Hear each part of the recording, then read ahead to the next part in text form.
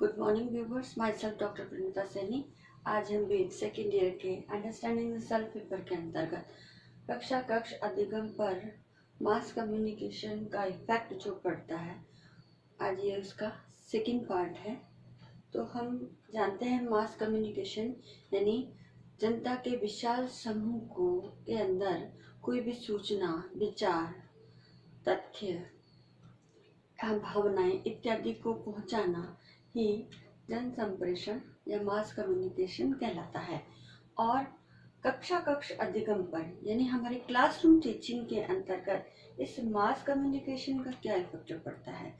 तो हम हमारे मास कम्युनिकेशन के लिए जितने भी हमारे संसाधन हैं जिनके माध्यम से हम सूचनाओं को संप्रेषित करते हैं, वह हम सूचना और संप्रेषण तकनीकी के संसाधनों के अंतर्गत शामिल करते हैं उन्हें। अब उसमें चाहे कंप्यूटर हो गया या इंटरनेट हो गया या हमारा स्मार्टफोन हो गया, जिसके माध्यम से हम सूचनाएं प्रेषित करते हैं। अब जहाँ क्लासरूम टीचिंग की बात आती है, वहाँ क्लासरूम लर्निंग पर जो मास कम्युनिकेशन का इफेक्ट है, सबसे इम्पोर्टेंट है कि क्लासरूम टीचिंग में हम आज वैज्ञानिक और तकनीकी के विकास ने इतना इफेक्ट लर्निंग पे डाला है कि आज आईसीटी के जितने भी संसाधन हैं, इन संसाधनों का उपयोग क्लासरूम टीचिंग और लर्निंग जो प्रोसेस है उसके लिए किया जा रहा है। आज न केवल अब इसमें हम कंप्यूटर लेते हैं और इंटरनेट कनेक्टिविटी लेते हैं, और इसके साथ ही स्मार्ट बोर्ड है, उसमें ऑल्सो इंटरनेट कनेक्टिविटी है, और स्लाइड प्रोजेक्टर के माध्यम से हम बच्चों को टीचिंग लर्निंग प्रोसेस के अंतर्गत अधिगम यानी उनके व्यवहार में अपेक्षित व्यवहारगत परिवर्तन लाने का प्रयास करते हैं।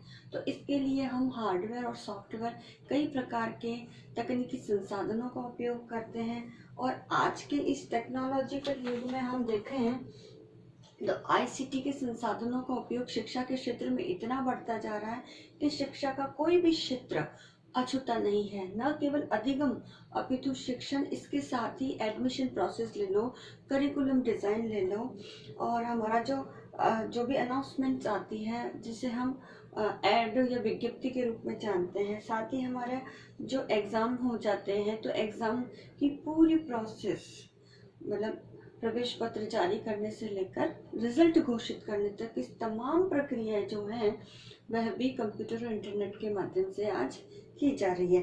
तो इस प्रकार हम कह सकते हैं कि शिक्षा के सभी क्षेत्र में आईसीटी के संसाधनों का उपयोग बढ़ता जा रहा है। अब आईसीटी के संसाधनों का उपयोग बढ़ने के साथ साथ आज हमारे देश की जो शीर्षस्थ संस्था है जो दूरस्थ शिक्षा के रूप में कार्य करती है, तो भारत की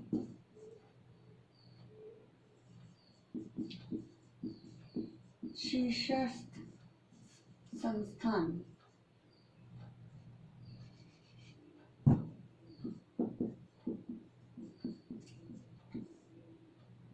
जो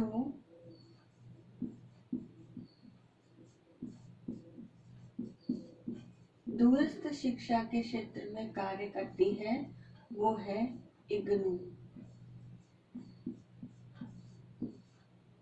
यानी Indira Gandhi national open university.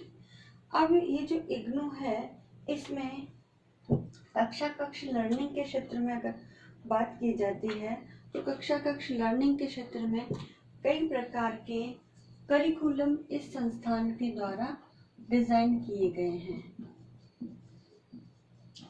और इग्नू स्वयं भी अपने आप में कई प्रकार के पाठ्यक्रमों का संचालन करती है, और जो डिस्टेंस मोड में होते हैं, जो बच्चे आगे पढ़ना चाहते हैं, और इसमें हम ऑनलाइन जाकर के कई ऐसे विषय विशेषज्ञों के वीडियोस भी इसके अंदर, स्टडी मटेरियल भी अवेलेबल है, और इसको सीडी के रूप में बच्चों को प्रेषित भी किया जाता है। कई बच्चों के पास जो डिस्टेंस मोड में लर्निंग कर रहे हैं, तो वहाँ एक औपचारिक शिक्षा प्रदान ना करके बल्कि उनको स्टडी मटेरियल भी प्रोवाइड करने का कार्य, साथ ही वो जो स्टडी मटेरियल है वो सॉफ्ट कॉपी के रूप में सीडी आदि भेज करके भी उनकी लर्निंग की जो प्रक्रिया है वो अभी इस संस्थान के द्वारा की जाती है। तो अब ये जो संस्थान है ये कई प्रकार की जो टेक्नोलॉजी है उनका उपयोग करता है। तो जिसमें आईसीटी की उन्नत तकनीकों का उपयोग या प्रयोग करके एक दूरस्थ शिक्षा के क्षेत्र में अपना बहुमूल्य योगदान दे रहा है। क्योंकि अगर आईसीटी के संसाधन की जो टेक्नोलॉजी का अगर इग्नू के द्वारा यूज नहीं किया जाता है तो फिर वह जो डिस्टेंस मोड में लर्निंग स्टूडेंट्स को पहुंचाने का प्रयास कर रहा है उसमें वह सफल नहीं हो सकता। तो इस प्रकार आईसीटी ने क्लासरूम अतिक्रमण की प्रक्रिया को प्रभावित किया है। अब जो ये इग्नू है, अब इग्नू कई प्रकार के पाठ्यक्रमों का संचालन या कई प्रकार के आईसीटी के संसाधनों का यूज करते हुए अपने जो दूरस्थ शिक्षा के माध्यम से शिक्षा प्रदान करने का कार्य कर रही है। तो वह कौन कौन से साधन हैं जिनका उपयोग इग्नू के द्वारा किया जाता है। तो सबसे पहला है विभिन्न उपग्रह।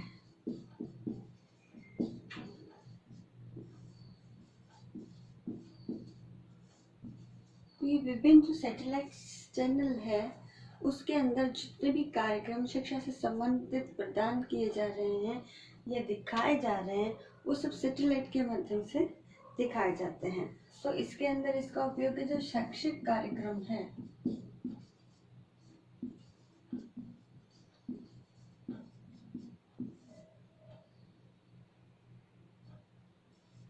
शैक्षिक कार्यक्रमों या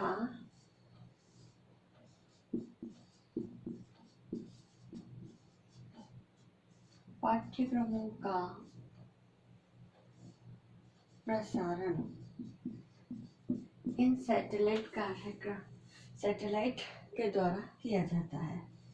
सेकंड इसके अंतर्गत आता है कंप्यूटर। अब इस कंप्यूटर के माध्यम से भी जो है विभिन्न प्रकार की सूचनाएं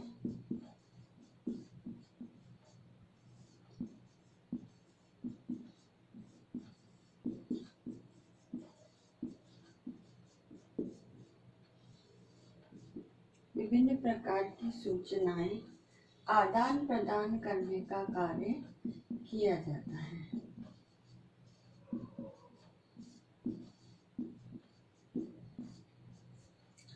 थर्ड इसके अंतर्गत आता है वीडियो डिस्क।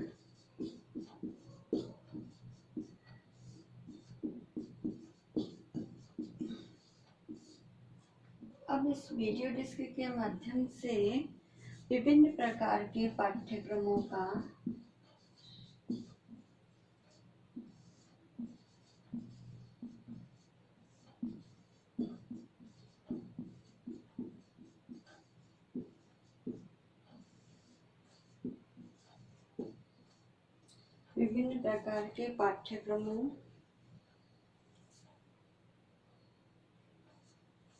के प्रसारण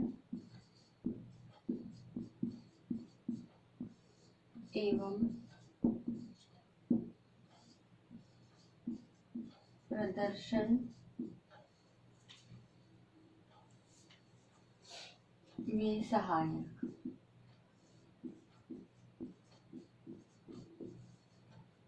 इस प्रकार से जो इग्नू है वह बालकों के लिए वीडियो डिस्क भी जिसे सीडी बोलते हैं उस सीडी भी प्रोवाइड की जाती है जिसमें विभिन्न प्रकार के करिकुलम्स होते हैं और बच्चा उसे कंप्यूटर के माध्यम से एक उसका प्रदर्शन करके देख सकता है। इसके पश्चात नेक्स्ट साधन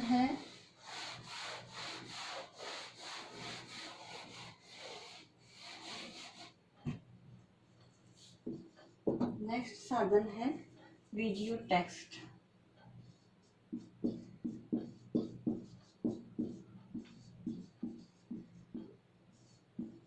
वीडियो, टेक्स्ट। इससे क्या होता है? सूचनाओं का आदान प्रदान।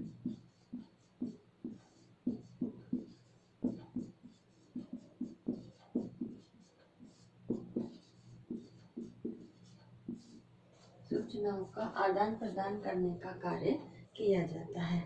नेक्स्ट आता है टेलीटेक्स्ट।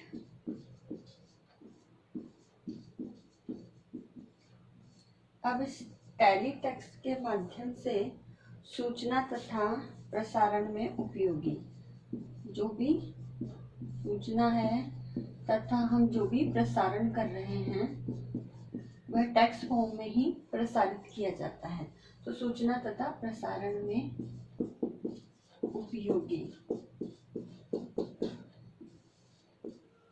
अब नेक्स्ट आता है टेली कॉन्फ्रेंसिंग।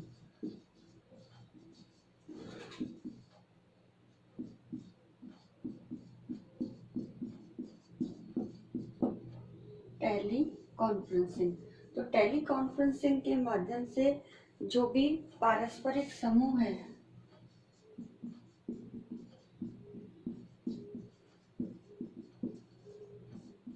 जो अधिगम, जिनको हम जो विभिन्न करिकुलम से जुड़े हुए हैं, जिन्हें हम स्टडी मटेरियल प्रोवाइड करते हैं, तो पारस्परिक समूह के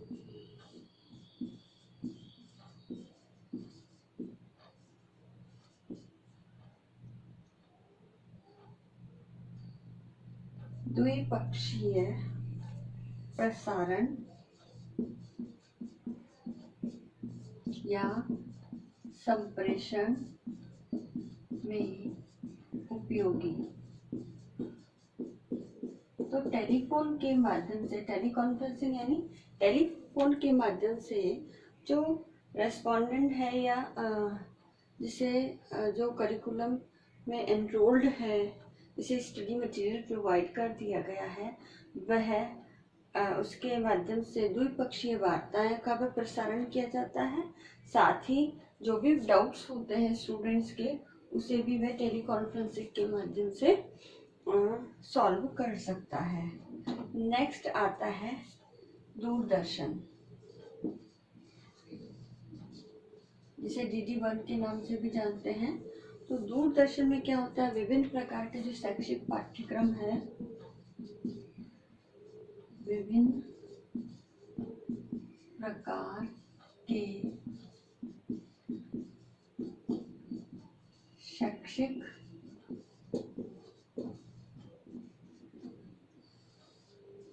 पाठ्यक्रमों के प्रसारण में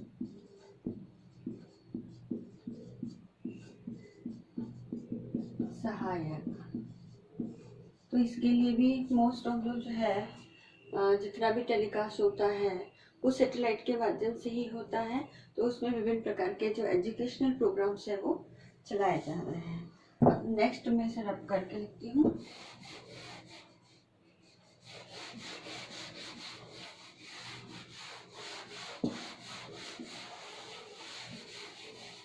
अब नेक्स्ट जो है वो है रेडियो।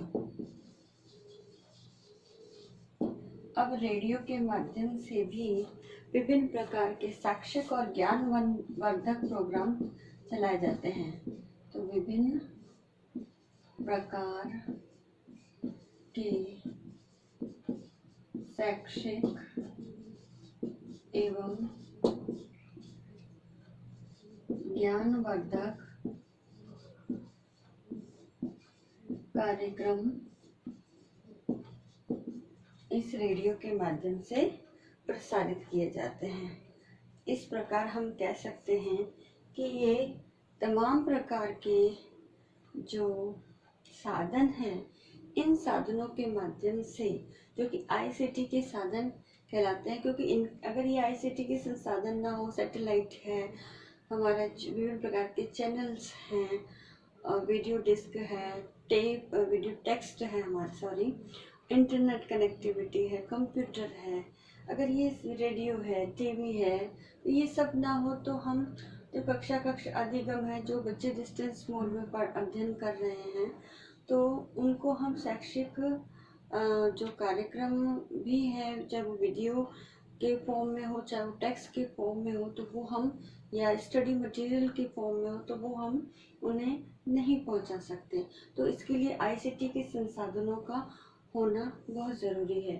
और आज के समय में जो आईसीटी के संसाधन हैं या आईसीटी के साधन हैं, ये साधन क्या है, हमारी आधुनिक शिक्षा की रीढ़ की हड्डी कहलाती है। आधुनिक शिक्षा की रीढ़ कहलाती है। और अगर ये आईसीटी के संसाधन ना हो तो आज हम जो शिक्षा है उसका व्यापक प्रचार प्रसार नहीं कर सकते। और आधुनिक समय की बात की जाए तो जहाँ प्रतिस्पर्धा इतनी ज़्यादा है, कंपटीशन इतने बढ़ रहे हैं, तो वहाँ भी आईसीटी के संसाधनों के माध्यम से ही सूचनाएं कुछ सेकंडों में ही स्टूडेंट्स को प्राप्त हो जाती है। तो आज के समय में हम ये कह सकते हैं कि आईसीटी के संसाधन अपना ही इम्पॉर्टेंट रोल प्ले कर रहे हैं क्लासरूम लर्निंग के अंदर, स्पेशली जो डिस्टेंस मोड के स्टूडेंट्स हैं। तो आज के वीडियो में बस इतना ही।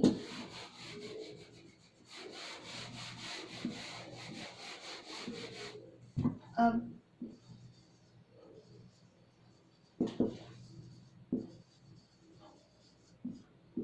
आपको एक क्वेश्चन दिया जाता है, इस क्वेश्चन के आधार पर कक्ष अधिगम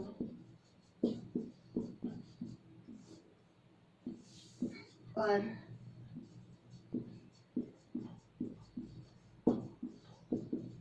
जन संप्रेषण के साधन तथा उपयोग बताइए। तो आपको इसके साधन और उपयोगों के बारे में बताना है। और आज के इस वीडियो में आपने जो भी संसाधन और उनके यूजेस पढ़े हैं, जो स्पेशली जो हमारी शीर्ष संस्थान है इग्नू, उसके माध्यम से संचालित किए जा रहे हैं, तो उन संसाधनों के नाम और उनके उपयोगों के बारे में लिखिएगा। इस कोरोना महामारी के दौरान आप अपने घर में रहिए, सुरक्षित रहिए। आई होप ये वीडियो आपके लिए यूजफुल होगा। So thank you.